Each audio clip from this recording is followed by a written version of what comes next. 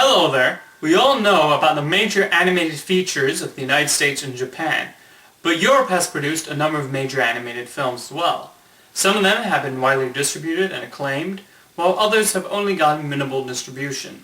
Some are great, while others are just so strange I'm not entirely sure what to think of them. So, let's start with a couple of animated features from the British Isles. One of the most notable animation directors to come out of Europe is Martin Rosen, who made a name for himself with very stark and very dark films about animals in danger.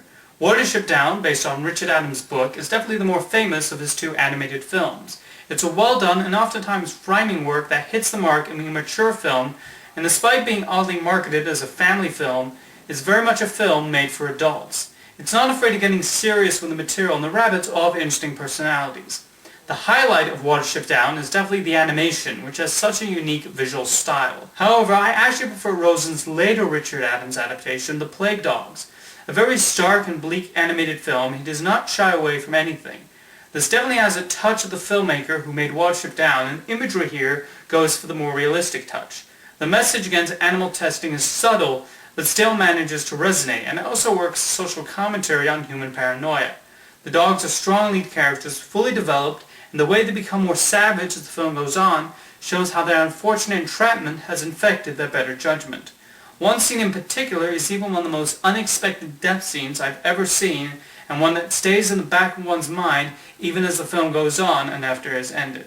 The animation contributes to the bleakness of the situation very well too, as the animators draw the animals with such realism. Interesting enough, one of the animators who worked on The Plague Dogs was a young Brad Bird. This is definitely different from a lot of animated films you will likely see, but definitely worth watching, though dog owners will likely be especially depressed while watching it. One British animated film I watched quite often in my younger days was the stop-motion Cosgrove Hall adaptation of The Wind in the Willows. While watching it again at an older age, I found it a little boring at parts, but it definitely still has that charm. The stop-motion is strongly handled, and David Jason helps give his toe the necessary bit of reckless fun. The story is well told with a certain simplicity that works when the pacing is controlled. It's not the best take on the material, but it's not a bad introduction to Kenneth Grahame's tale. On the entirely other side of the spectrum is the Welsh-Hungarian production The Princess and the Goblet. Made during that period where other animation studios tried to copy the Disney formula, this is definitely among the worst of the bunch. The animation is pretty inconsistent, ranging from solid to downright dreadful. The character is also a colossal bore, with the story being the cliché, boy and princess meet and band together to save the kingdom. The story just gets so incredibly strange at so many points, and the villains are laughingly bad. We do get Rick Mail providing some decent voice work, but that's all I can really praise here. The American distributor actually tried pitting this against The Lion King. You can imagine how that worked out. However, this is not the strangest animated film to come out of Hungary. No, that honor belongs to Hugo the Hippo. The story of a hippopotamus who is taken out of his African lake and finds himself soon protected by a group of loyal children. The animation is beyond psychedelic and actually resembles those infamous Legend of Zelda video games.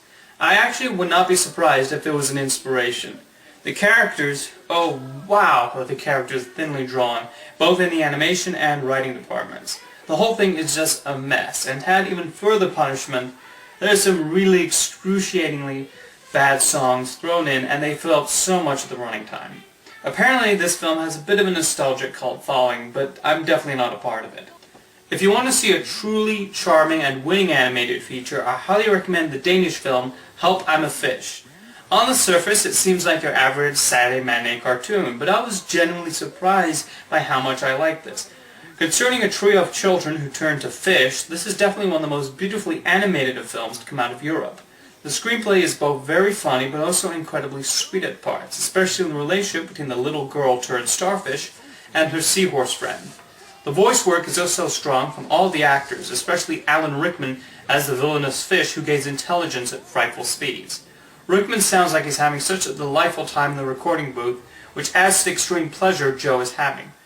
Yes, this looks unusual. Yes, this looks like it might be aimed at the smallest of ages. However, give it a look. I think you might enjoy what these talented Danish animators have put on screen.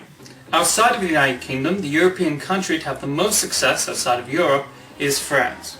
One of the best animation directors to come out of there is Sylvain Chomet. I've already praised The Illusionist for its touching Jacques Tati homage, but The Triplets of Belleville is also worthy of acclaim.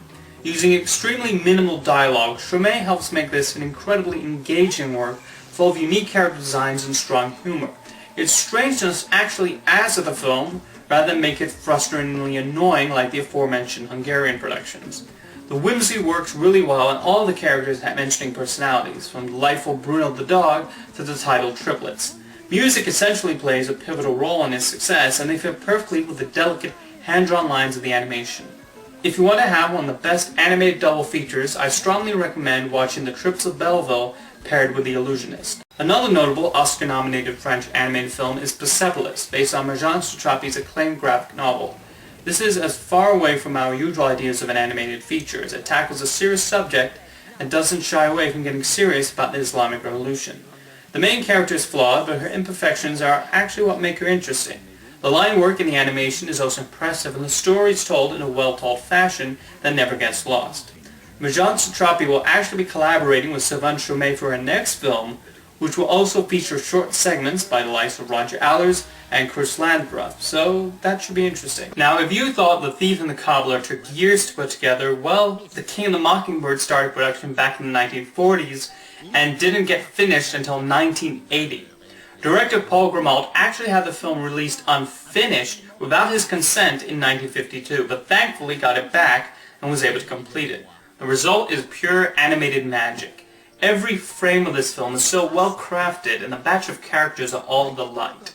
Even the main romance, which could have been boring, has a nice sweetness to it, and the Mockingbird is one of the best animated birds out there.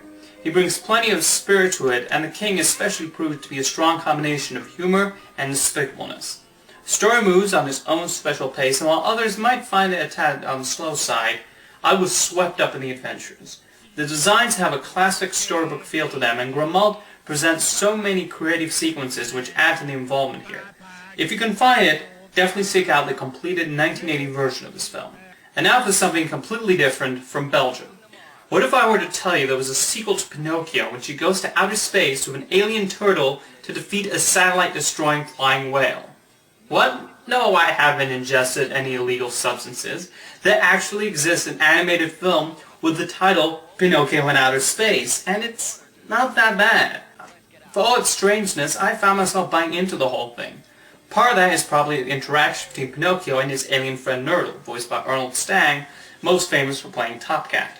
When he's not spitting out random scientific facts for the sole purpose of having educational content in the film, he gets some enjoyable banter with the wooden boy. Oh yeah, he has turned into a puppet again. This is definitely a product of the Saturday matinee era of animated features, but it's got a certain charm to it. Moving on to Germany, the most infamous animated feature is Felidae. On the surface, it seems like any talking cat picture. Oh yeah, except it deals with murder, cults, and scientific experimentation. Done the style of a film noir, the mystery actually proves to be very engaging, and the twists and turns prove to be quite surprising. I imagine if I gave it a second look, I would find clues I didn't notice the first time around. Its nightmarish sequences are also imaginative, if very gruesome. Though not for the faint of heart, there's a lot to appreciate in Felidae. Finally, we cap off with an Italian work, Bruno Mazzetto's Allegro non troppo. A parody of Fantasia, this tackles the same concept, putting animation to classical music, but with a more comedic bent. The result is an enjoyable experience with 6 very well animated segments and a series of Monty Python-esque interludes.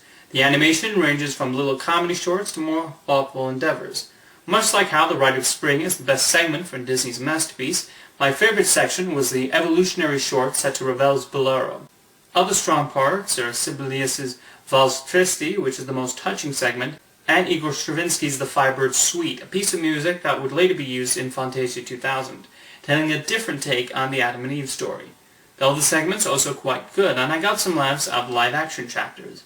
This is a well-intentioned work that both manages to make fun of Disney's dominance in our culture and pay homage to the brilliant idea behind Fantasia. Now, of course, there are multiple animated films from Europe that I haven't even gone around to yet. I wouldn't even mind getting some recommendations. However, it certainly shows the wide and strange world you might encounter while venturing past Disney, Pixar, and Ghibli. See you next time.